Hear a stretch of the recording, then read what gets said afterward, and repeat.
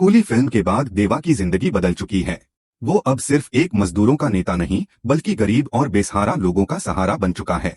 उसने coolie foundation बनाई है जहां बच्चों को पढ़ाई और इलाज दोनों मिलते हैं। कॉलोनी के लोग उसे भगवान की तरह मानने लगे हैं।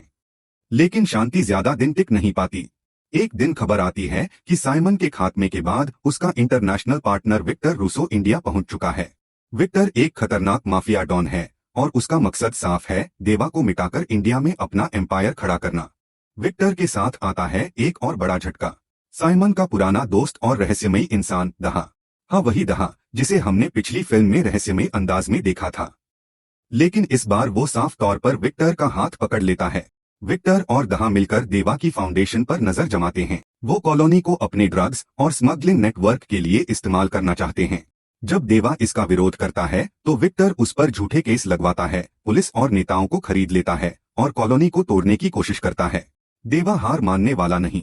उसके साथ इस बार खड़ी है प्रीति, यानी राजशेखर की बेटी।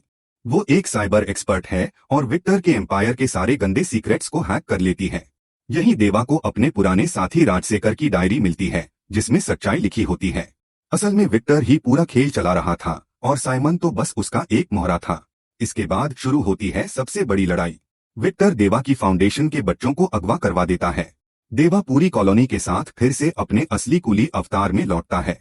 सिटी के बीचों बीच एक रनिंग मेट्रो ट्रेन पर होती है देवा और दहा की खतरनाक भिड़ंत। पंचेस, किक्स, फायर, टूटती खिड़कियां, हर सीन मास एक्शन से भरा होता है। आखिरकार विक्टर रूसो को देवा पकड़कर कानून के हवाले कर देता है।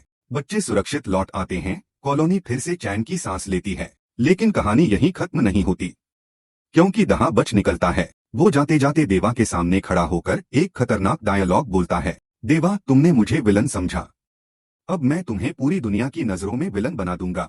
असली खेल तो अब शुरू होगा। और यहीं पर खत्म होती है हमारी फैनमेड कहानी कूली 2 की। दोस्तों, अगर सच में इस फिल्म का अगला पार्ट आता है तो क्या आप चाहते हैं कि कहानी कुछ ऐसी ही हो? कमेंट में जरूर बताइए।